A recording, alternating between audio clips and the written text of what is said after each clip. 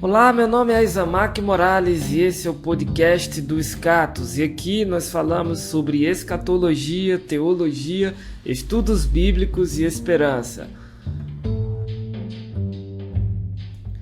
Bem, o nosso convidado hoje é cristão, empresário, investidor no mercado financeiro e também é graduado em gestão financeira.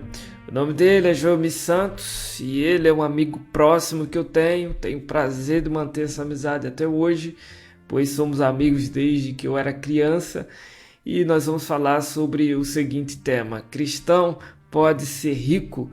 Com vocês, Joelmir Santos.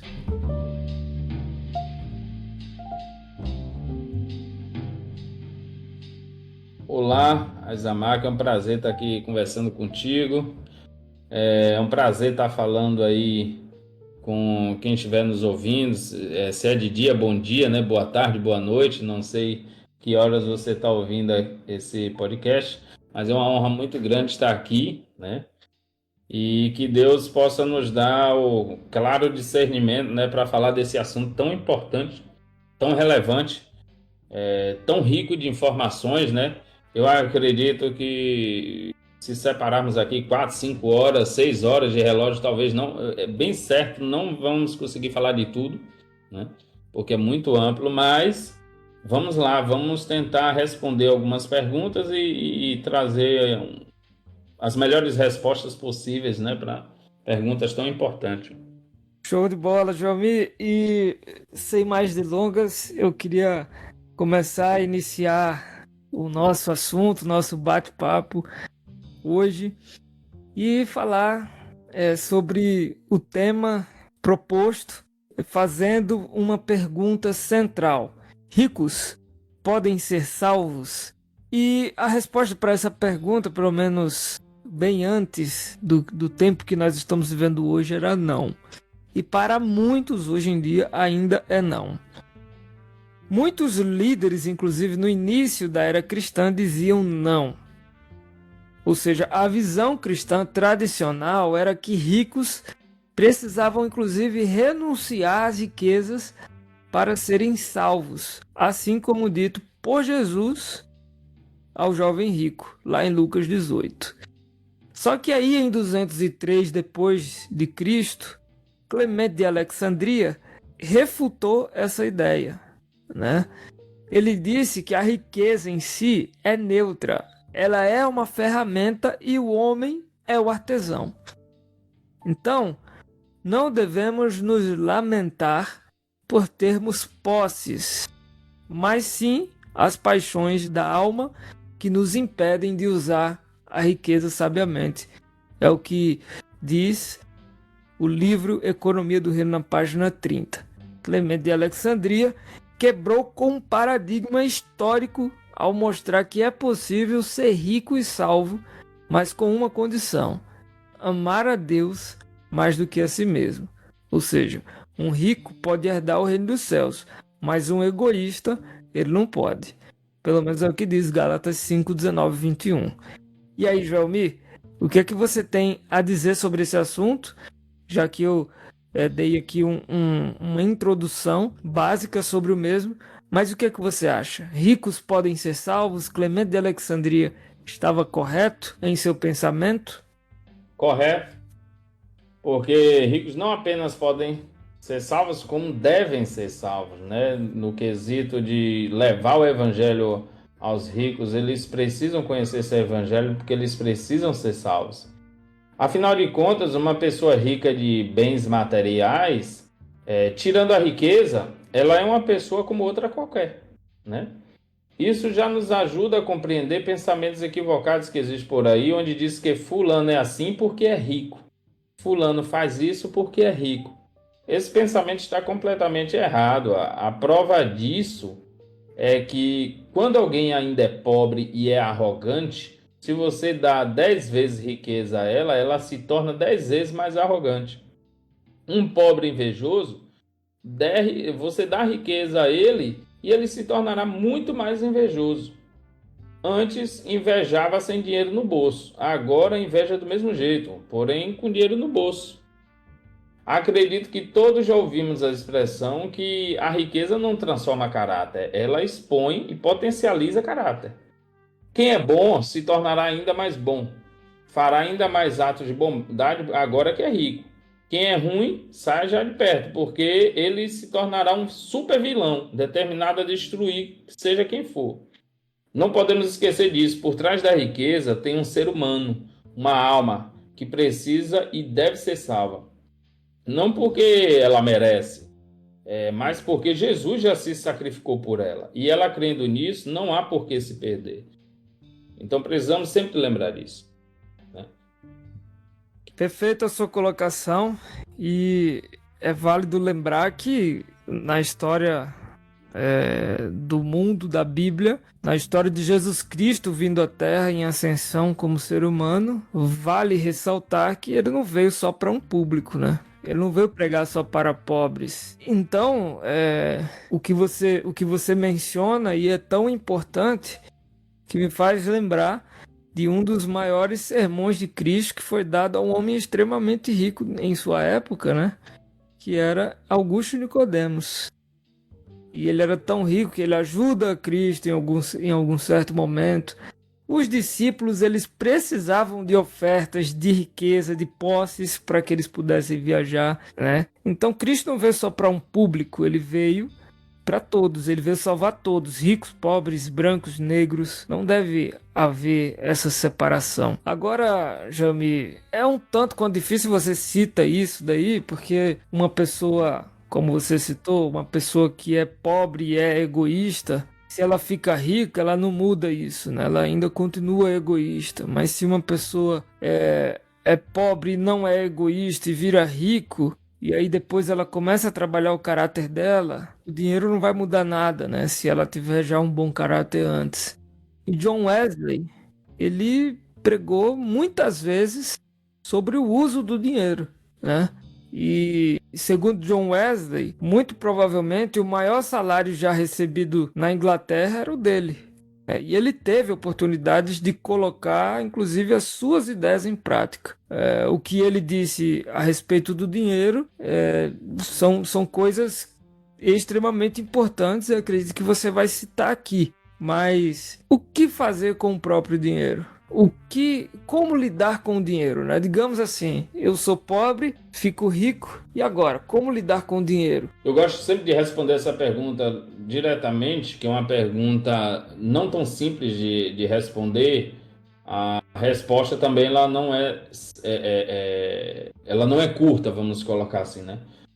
E a resposta de como lidar com o dinheiro é pedindo a Deus sabedoria, talento, autocontrole, inteligência emocional e principalmente o discernimento de que seu dinheiro deve ser muito bem cuidado, porque na verdade não pertence a você, e sim a Deus. E um dia será pedido revista. E é preciso, Azamak, complementar essa questão com uma explicação que acredito que seja importante ressaltar, que riqueza e dinheiro são coisas diferentes. Consideramos facilmente um como sinônimo do outro, né? Mas não é bem assim. Vale lembrar que nem todo mundo que tem dinheiro é rico, e nem todo rico tem dinheiro. Vamos entender mais isso, né? Dinheiro é moeda, moeda de troca, moeda que foi criada há muitos anos atrás, com a ideia simples de simplificar as negociações e trocas entre comerciantes e pessoas comuns. Dinheiro como moeda de troca é de grande relevância na vida das pessoas. Afinal, quem tem dinheiro consegue, dependendo da quantidade de dinheiro em posse, trocar esse dinheiro por muitas outras coisas. Diferente da época do escambo, onde para se obter um saco de tomate, você teria que oferecer a quem tem um saco de tomate algo que fosse do interesse dela, né? Dessa pessoa. E se você não tivesse nada que interessasse ao proprietário dos tomates, e aí? E, pois é, isso mesmo, você simplesmente não teria os tomates, ficaria sem, triste, né? Mas era assim que funcionava. Porém, hoje no nosso tempo, com dinheiro, você tem algo que é facilmente aceitável por qualquer pessoa como moeda de troca, por qualquer mercadoria O serviço hoje você consegue trocar, você consegue efetuar a troca por dinheiro. Então, agora já fica mais fácil de perceber que quem tem muito dinheiro tem acessos, tem facilidades, possibilidades e oportunidades de negociação melhor do que quem não tem, né? E dessa forma, chegamos ao ponto da questão: como se lida com o dinheiro? Agora que entendemos que dinheiro abre portas, você já deve ter entendido que lidar com dinheiro não é fácil, porque imagina você possuir algo que te dá vantagens e possibilidades infinitas de escolha e realização. Você provavelmente sentirá um mix de emoções e sentimentos positivos e negativos quanto a isso, que seria até difícil de explicar. O dinheiro ele faz isso, ele mexe diretamente com nossos sentimentos, paixões, emoções, vícios e etc. Por isso é tão difícil lidar com dinheiro. Não deve ser a primeira vez que ouvimos essa, né? Lidar com dinheiro é muito difícil. Justamente por isso, porque na época em que você precisava de tomates e sabia que quem tem tomate só aceita maracujá na troca, você providenciava o quê? O maracujá. E em seguida trocava pelos tomates, simples. Agora com dinheiro, não. Você tem o dinheiro, você quer tomates, mas você sabe que com esse dinheiro você pode também comprar feijão, arroz, tomate, alface, chocolate, biscoito, refrigerante e etc, né? Ou seja, quando você tem o dinheiro, abre-se um mundo de possibilidades em sua frente e aí você precisa muito mais do que um simples sentimento, né, por tomates para poder tomar a decisão correta, que é como usar esse dinheiro da melhor forma possível. Para nós, crentes e cristãos, automaticamente cai um peso maior sobre nós, sobre como usar o dinheiro da melhor forma possível. Porque um dia o mestre que nos deu todo o dinheiro que temos irá cobrar, irá procurar saber como andam os recursos que ele confiou a nós. E se a resposta for: Senhor, eu apenas enterrei o dinheiro, eu fiz apenas o que me agrada, ou o dinheiro era muito pouco, por isso não deu para nada. Sinto em dizer, mas o Senhor e mestre, ele irá pesar sua mão sobre quem responder algo do tipo. Pesar de tal forma que irá dizer: servo mau e negligente. Por conta de sua negligência, o pouco que você tem será tirado e dado a quem mais tem. Isso é bíblico e conhecemos essa passagem, né? Conhecemos isso. O cristão, ele precisa urgente aprender a como usar o dinheiro da melhor forma possível. Pois o dia que o mestre cobrar, a punição pelo mau uso deve ser dura demais. E será dura demais, né? Então, como você tem usado seu dinheiro? Como você tem administrado seu dinheiro? O que você tem comprado? Você tem poupado? Mas se está poupando quanto e com qual objetivo? Tem investido? Você sabe o tamanho do risco em seus investimentos? Quanto vai render? E o que pretende fazer com os rendimentos? E as milhares de pessoas à sua volta que não têm dinheiro por motivos diversos e por isso não têm acesso ou condições de comprar comida, coisas básicas necessárias para uma vida minimamente digna. Então, aqui nós entendemos e você já sabe, né, que não estamos tratando de um assunto simples e fácil. Afinal de contas, quando R$100 cai na sua mão, cai na nossa conta, um mix de sentimentos e pensamentos vem à sua mente, vem à nossa mente. E como cristãos, sabemos muito bem que quem trabalha buscando a todo momento perverter e tendenciar sentimentos, pensamentos para o mal.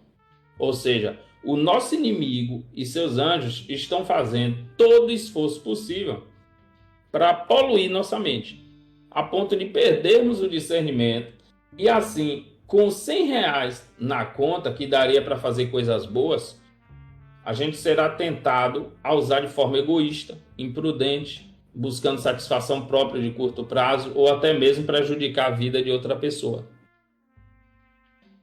Então, como lidar com o dinheiro? É toda uma questão profunda, né? Que vai no íntimo, que mexe com nossas emoções, está envolvendo nossas emoções. Nossas emoções estão inteiramente ligadas a essa pergunta, né? Como lidar com dinheiro. E você falou do John Wesley, né? A gente não pode deixar de citar os homens que serão lembrados na história pelos seus feitos com dinheiro, né? Como usaram da forma correta para o bem do próximo, assim como muitos outros serão lembrados pelo mau uso, né? Homens como John Wesley, né, bastante conhecido no meio cristão, ele pregava constantemente sobre o uso correto do dinheiro, né? E que, na verdade, Deus abençoava alguém com dinheiro com o objetivo final desse abençoar outros, ou no caso, usar o dinheiro para trazer soluções e alívio para a vida de quem necessita, né? E eu gosto de lembrar também do exemplo de Andrew Carnegie, né?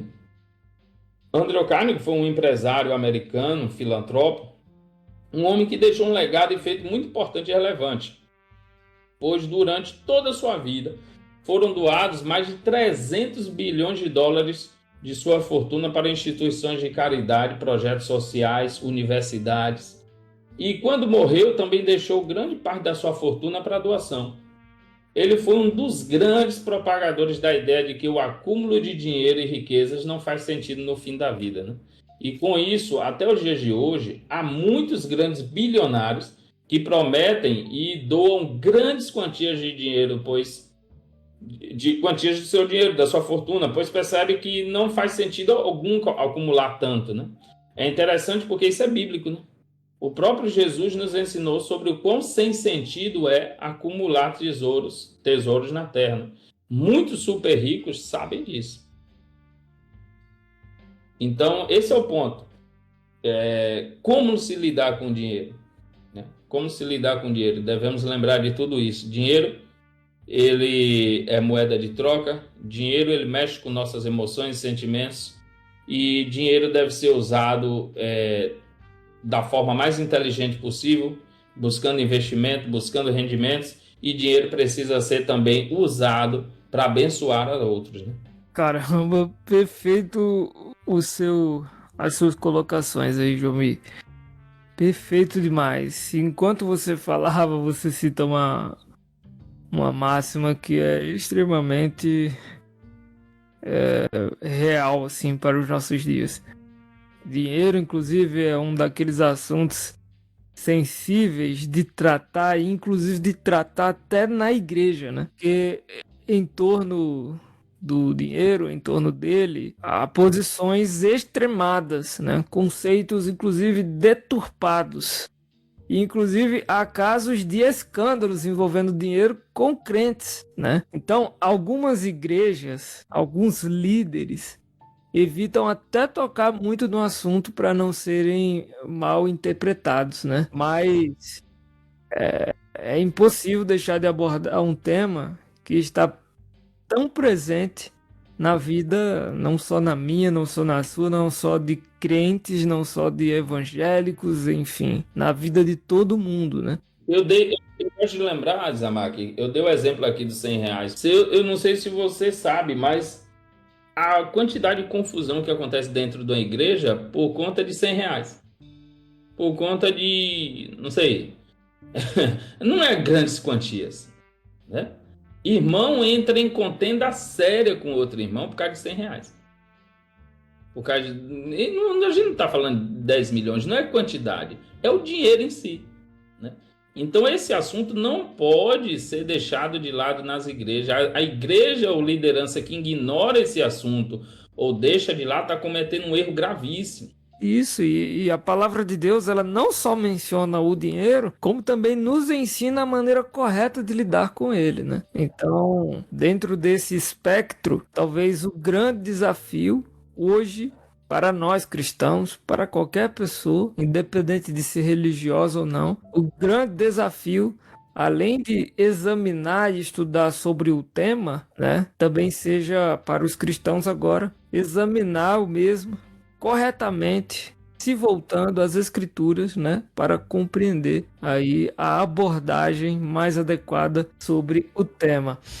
E, e é basicamente isso. E aí a gente entra nessa outra questão, né? Como que o cristão pode lidar com a riqueza e com a pobreza? Porque talvez a pobreza esteja em um outro extremo, né? No que diz respeito ao pensamento de muitos. Eu já, por exemplo, eu já fui membro, já frequentei uma igreja em que algumas pessoas já me falaram que eu não poderia extravasar na roupa, e nisso eu acredito, mas o que ela queria dizer é que eu não podia comprar um terno tão bom assim, não poderia usar um sapato tão bonito assim, ou eu não poderia usar uma gravata tão bonita, ou também não poderia me arrumar tão bem, porque o cristão, ele tem que ser simples, ele tem que ser humilde, e ele não pode sobressair, né? A imagem de Cristo tem que transparecer sobre ele. Bom, existem verdades aí dentro desse aspecto aí que eu mencionei, mas também existe uma pitada ou até mesmo mais de uma pitada, acho que algo bem extremo por aí, né? Então as pessoas às vezes confundem, mas como é que o cristão ele pode lidar com esses dois temas, que é a riqueza e a pobreza? Como é que você acha que o cristão pode lidar com isso? Primeiro entendendo que riqueza e pobreza são temas relativos, né? Riqueza é relativo, pobreza é relativo. E eu quero trazer uma ideia aqui, por exemplo, eu pensei em trazer uma ideia aqui sobre como entender esse relativismo, né? Com relação à riqueza, por exemplo. A gente já entendeu que dinheiro é uma questão à parte a ser pensada, estudada com muita cautela, né? Então, entendemos também que dinheiro é uma coisa, riqueza é uma outra, apesar que como eu já falei, é usado constantemente como sinônimo do outro, né? Afinal, ter riquezas não seria ter muito dinheiro, por exemplo? Também, mas não se limita a isso, né? Riqueza, no sentido filosófico, pode significar milhares de outras coisas além de dinheiro.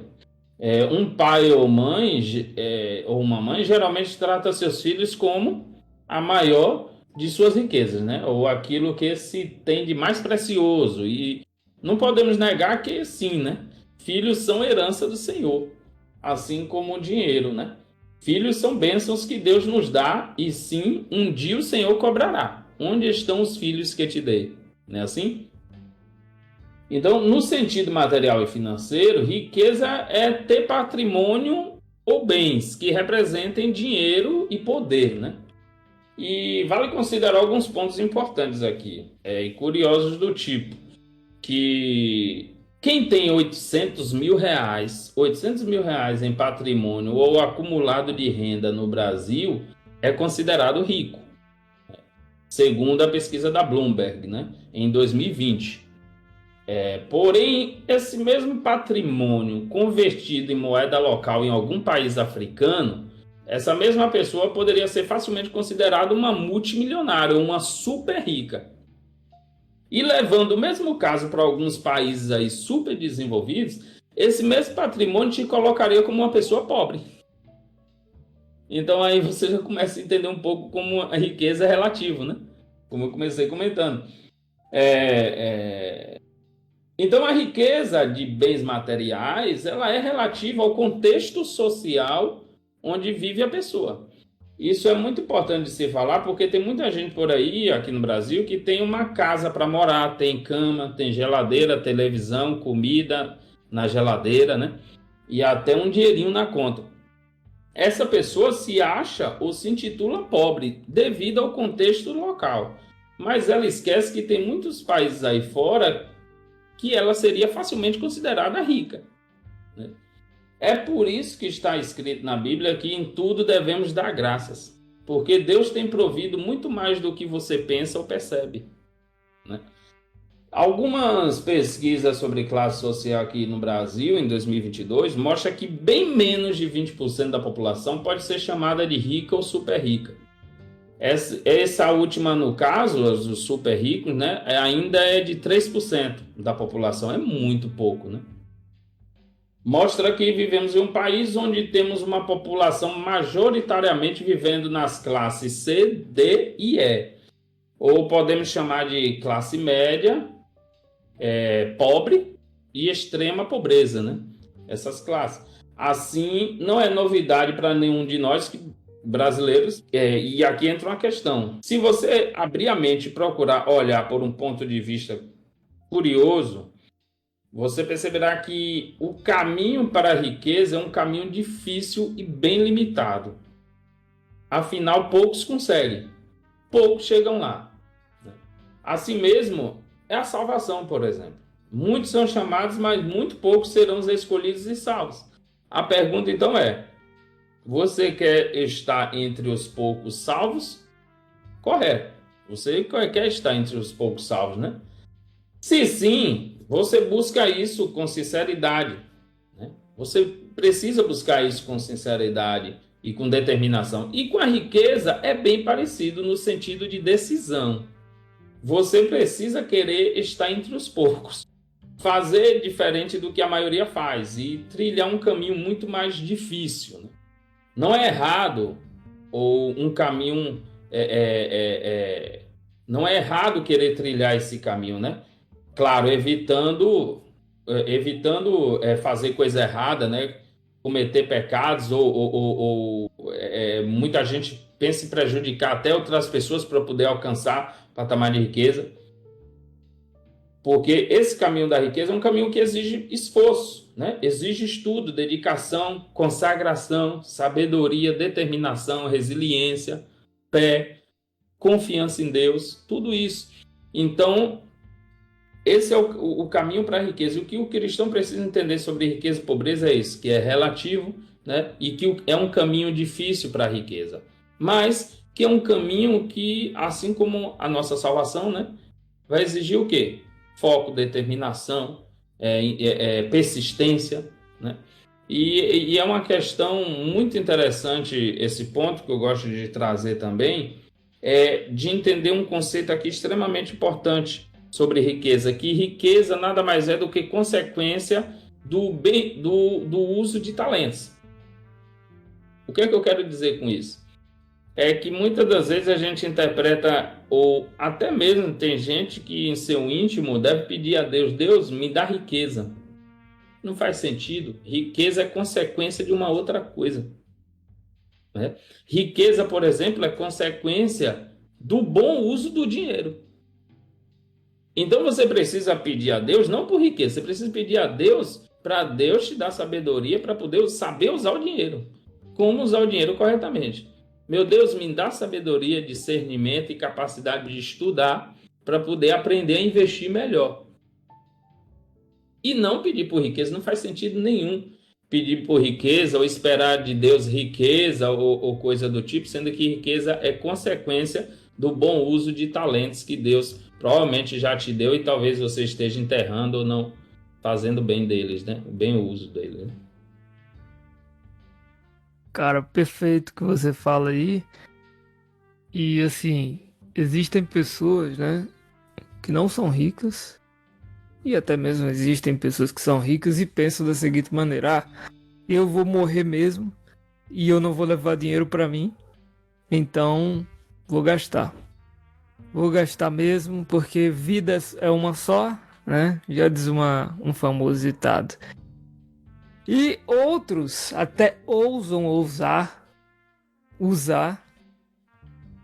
o nome do Senhor, o nome de Cristo, né? Jesus está voltando, então eu não preciso juntar dinheiro, não preciso fazer nada disso. Eu vou gastar. Só que aí nós entramos, vou curtir a vida. E aí nós entramos num problema muito grande, né? Muito grande mesmo, porque Jesus, ele conta uma parábola, e essa parábola é sobre um homem rico, né, cuja terra produziu em excesso, e esse homem rico pensa da seguinte maneira: bom, minha terra produziu em excesso, o que é que eu vou fazer com isso? O que é que eu vou fazer com tanta terra? Logo em seguida ele fala: já sei, eu vou derrubar os meus celeiros e construir outros maiores para armazenar uma grande quantidade de bens, e aí eu vou curtir a vida, né? Eu estou aqui parafraseando Lucas 12, 16 conta essa parábola. Só que esse homem rico, ele poupa para o futuro. Só que Deus o chamou de louco, de nécio, porque ele morreria, né, naquela noite. E só havia pensado em seu próprio benefício. Então, poupar para si riqueza sem ser rico para com Deus é um pecado que o fará perder, inclusive, a sua própria alma. É louco, essa noite pedirão a tua alma. O que é que você tem preparado e para quem será? Só que aí, num outro espectro, ou por outro lado, José do Egito estocou trigo durante 7 anos de fartura e salvou a muitos da fome que atingiu a terra nos 7 anos seguintes, segundo o sonho que ele havia sonhado, né? Segundo a profecia que Deus havia ali para ele revelado. Então, já pensou se José não tivesse armazenado comida e poupado aqueles recursos com sabedoria? O que seria do mundo, né, naquela época? Então, baseado nesse conceito, poupar dinheiro é pecado ou é uma virtude?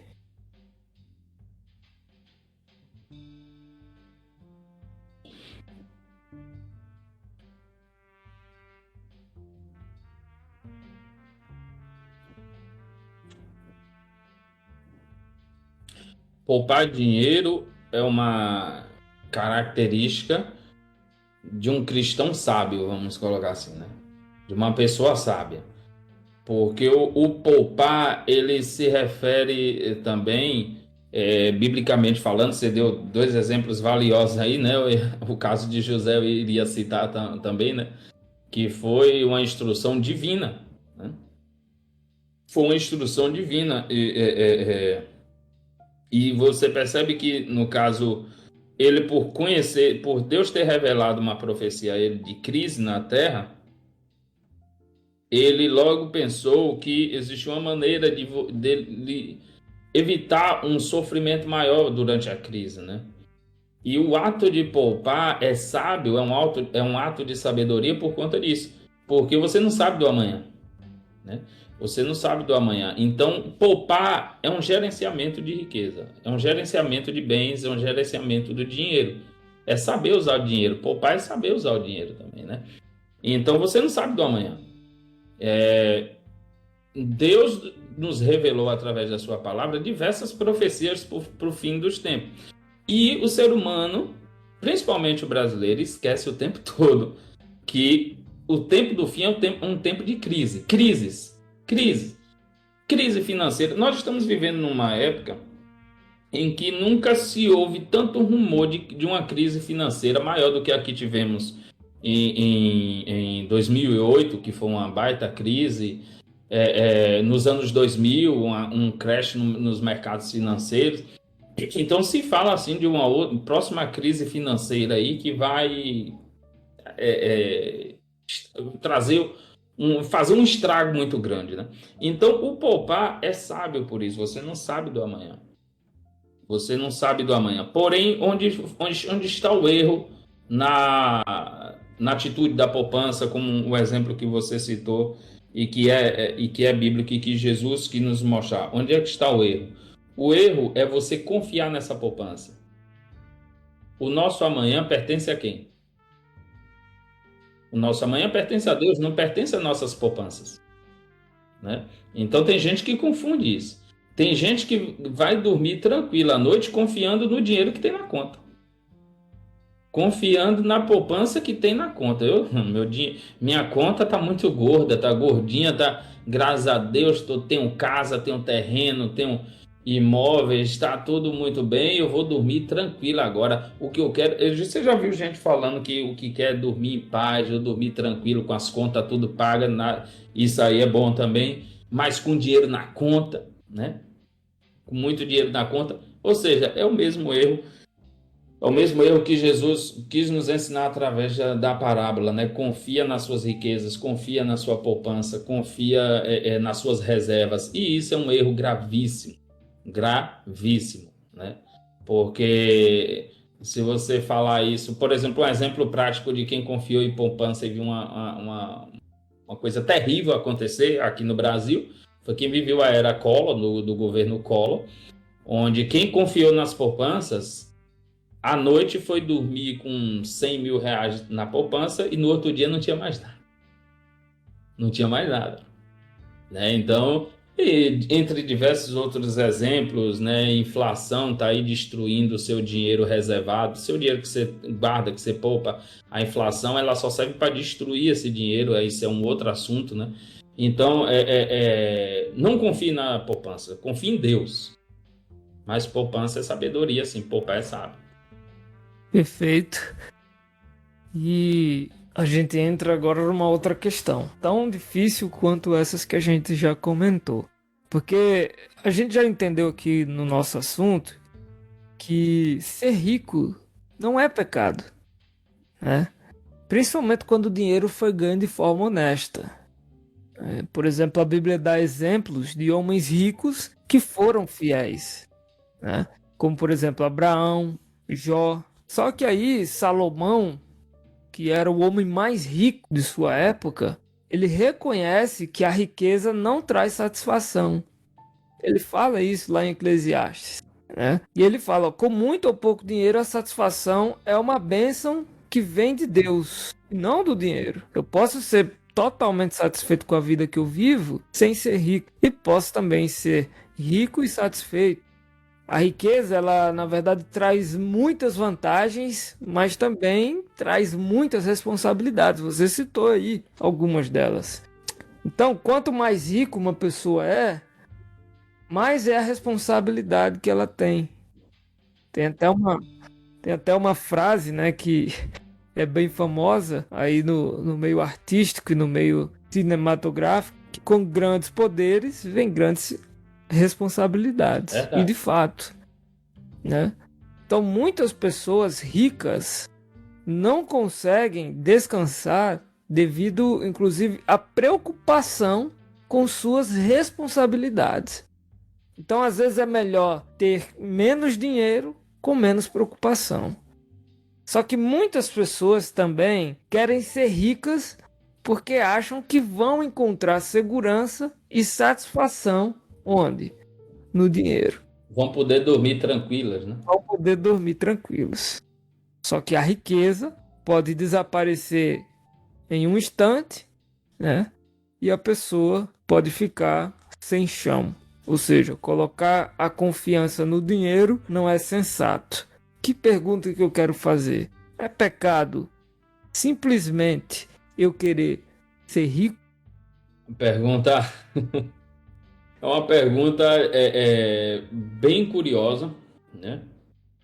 Bem complexa, porque querer ser rico na verdade, ou esse sentimento, né, que muitas pessoas têm, isso é muita gente que tem esse sentimento, essa vontade, esse desejo, né? Eu quero ser rico, eu quero ser rico. Porém, esse desejo é equivocado, é um erro, né? Como eu falei, se riqueza é consequência dos bom uso dos talentos que Deus te deu, então, meu amigo, você tem que observar que você já está errado aí.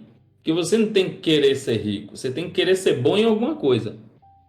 E você sendo bom em alguma coisa, há grandes chances dessa coisa que você é bom te dar muito dinheiro. E a consequência vai ser a riqueza. O jogador de futebol, a gente está em época de Copa do Mundo, né? Tem que lembrar deles, né? Um jogador de futebol é muito rico porque ele quis ser rico? Não. Ele quis ser um melhor jogador de futebol possível. Ele quis ser um bom jogador de futebol. E por isso ele é rico. Você está entendendo? Então, é interessante. Você fez a pergunta da forma que muita gente pensa. Eu quero ser rico. Né? Eu quero ser rico. Então, é pecado querer ser rico? Não. Né? E a resposta é não. Mas a gente precisa sempre lembrar que essa resposta está, né? Há pessoas que cometem erros, né, na pergunta. A resposta não, que eu digo, a pergunta, a gente precisa sempre lembrar que não é pecado querer ser rico, mas também a ideia de querer ser rico pode estar errada, né? Pode estar errado. E aí onde entra o ponto chave que podemos analisar da seguinte forma: é pecado querer ser rico? Muita gente vai cometer inúmeros pecados para ser rico. Então, o pecado não é querer ser rico, o pecado é o que você vai fazer para ser rico, né? E aí que entramos na questão, porque muita gente, para querer ser rico, vai mentir, vai ser falso, vai criar falsos testemunhos, vai adulterar, vai matar, vai desonrar pai e mãe, vai esquecer de Deus, né? Então, é pecado querer ser rico? Não. Mas o que é que você vai fazer para ser rico? Isso aí pode responder. Né? Isso aí pode responder. De diversas formas você pode cometer, né, vários erros, né, nessa jornada, né, de querer ser rico. Boa, perfeito. O dinheiro, ele não é tudo na vida, né? A Bíblia diz lá em Provérbios, ou seja, Salomão, né, que há quem se faça rico não tendo coisa alguma e quem se faça pobre tendo grande riqueza. Então, o resgate da vida do homem são as suas riquezas, mas o pobre não tem meio de se resgatar. Lá em Mateus fala que os humilhados serão exaltados, né? E a Bíblia diz também em Tiago, diz, olha, ouvi, meus amados irmãos, não escolheu Deus os que são pobres quanto ao mundo para fazê-los ricos na fé e herdeiros do reino que prometeu aos que o amam. Então, esse é um fator que nos leva a entender que nós devemos ajudar os pobres com diligência.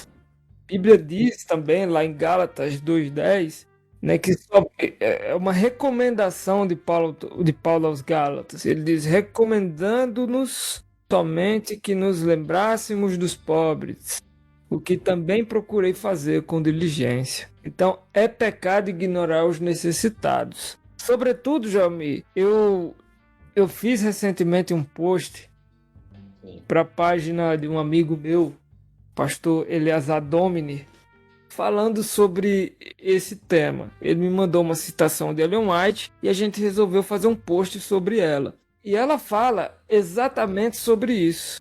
Ela diz, olha, ultimamente um grande interesse tem surgido em favor dos pobres e excluídos. E esta é em si uma boa obra. O Senhor tem uma obra a ser feita pelos mais pobres. Mas nada há a objetar, visto que é dever de alguns trabalhar entre eles e procurar aliviar e salvar os que estão perecendo. Mas nem todos são chamados a iniciar seu trabalho servindo as classes mais baixas. Deus não requer que seus obreiros obtenham sua educação e treino para se devotarem exclusivamente a essas classes. Eu fiquei um tanto quanto estonteado com essa citação. Por quê? Porque hoje em dia tem muita gente pregando o evangelho muito ou extremamente falso, né, no que diz respeito a essa questão, que Deus veio somente para os pobres. Ora, nós já vimos aqui que não é pecado ser rico. Mas então, se eu não sou pobre, Cristo não veio para mim? Ele não morreu por mim?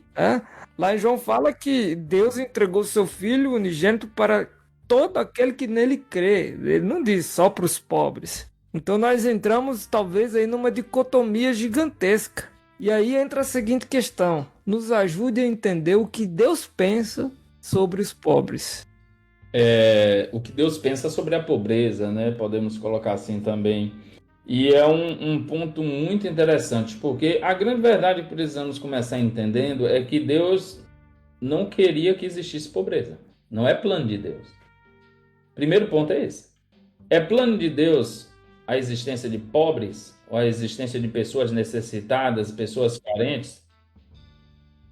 Não mesmo. A gente não encontra base bíblica nenhuma dizer que Deus criou o homem para ser pobre, carente, necessitado, que vivesse em dificuldade, que vivesse em penitência,